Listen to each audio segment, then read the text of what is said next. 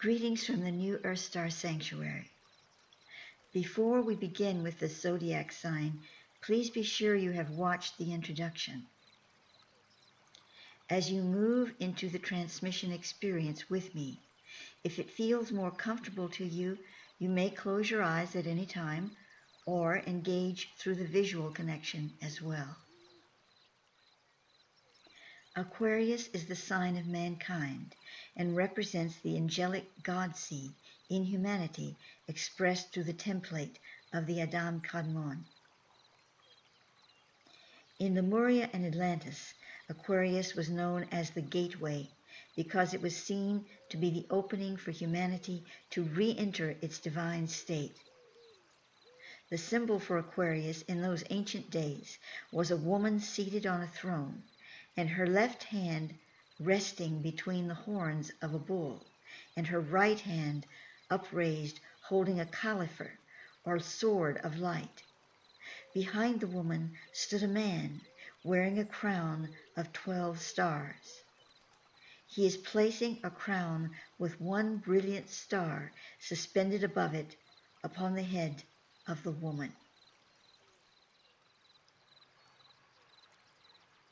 The symbolic representation is thus: the woman represents cosmic intelligence placed upon the throne of divine knowing. Divine knowing is differentiated from cosmic intelligence as being the individuated experience of the latter.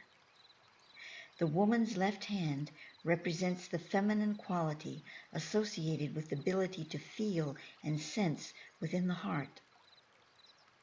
The bull is the symbol of the zodiacal sign of Taurus, which was identified by the ancients as the most earthly of the zodiacal stellar houses. It was during the reign of Taurus upon the earth that the overthrow of the priestess oracles in the Lemurian temples of Melchizedek occurred. In addition, within those temples, it was in the sanctuaries, which were dedicated to working with the zodiacal sign of Taurus, that the primary overthrow occurred. Thus, the sign of Taurus was overlaid with the energetic signature for the fallen feminine pillar on the earth. So from this perspective, you can observe that in the symbolic picture I've related to you, the divine feminine is reclaiming and balancing that which she lost in the fall as she places her hands between the horns of the bull. The bull and cow were sacred to the ancient Lemurians, having been symbols of the sacred Solarius, or great central sun. These animals were used by them for the purpose of sacred rites having to do with solar resurrection and purification. The Lemurian ceremonies did not harm or damage these divine creatures in any way. Those types of sacrificial ceremonies came along in much later times as a result of the loss of the true spiritual knowledge. The bull carried the sun between its horns as a symbol of the divine male expression, which then infused the divine feminine, the cow, with its rays. In turn, the cow gave birth to the bull, who again would carry the sun between its sacred horns for the earth. Thus, the female in this symbology holds both power, the bull of the sun in the realm of the earth, and glory, the califer, divine appointment by the great solar logos.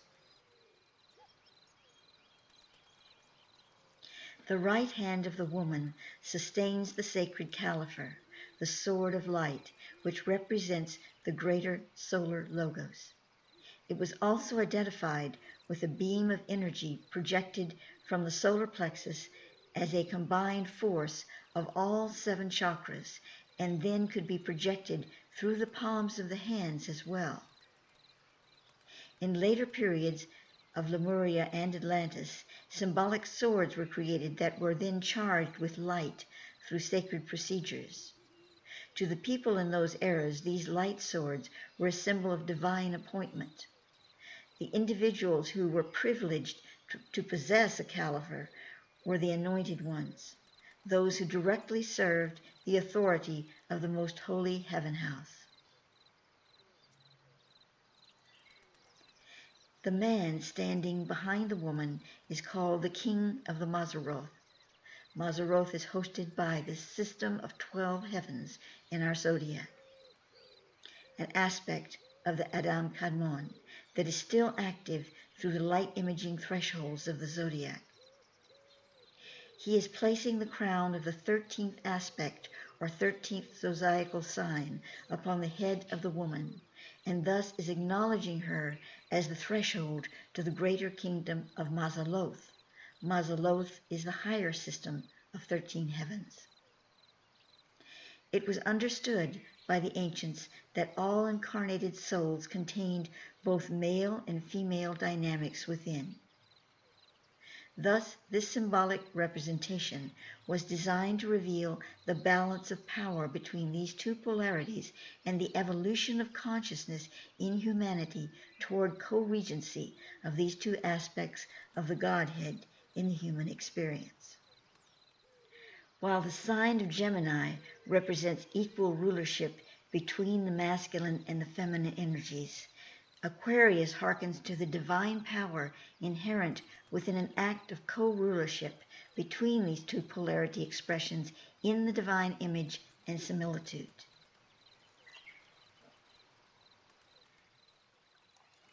A suggested process for this procedure: if you're a female, you place yourself in the female role, and if you're a male, in the male role. Or, you could reverse it if you feel it more appropriate for some energy healing on some level. And you picture the woman seated on a throne, her left hand resting between the horns of a bull, and her right hand upraised, holding a califer or sword of light. And behind the woman stood a man wearing a crown of 12 stars. He is placing a crown with one brilliant star suspended above it upon the head of the woman. And in fact, you can go through different scenarios in this whole treatise here that would allow you to sort of reenact the entire thing. And you might also assume the role of male and female. In other words, it's your masculine self and your female self healing the other part of it, balancing it out. You could perform it in that way. These are just suggestions. You might have other ways you'd like to do it.